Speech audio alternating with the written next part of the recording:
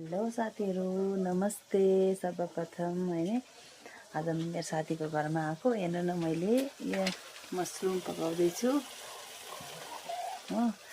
अन्त मेरो यो चाहिँ घर हो, उसको यो के भन्नु, खेती गर्ने जग्गा, जस्तै रोपराप गर्ने बारी हो।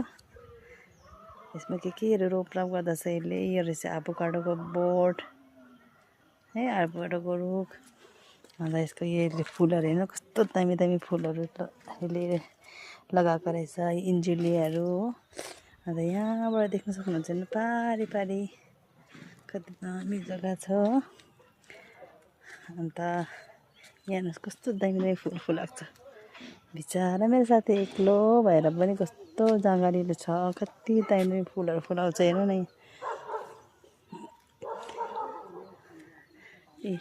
एक्लो औरत भएर पनि गरेर चाहिँ खाएकै हो।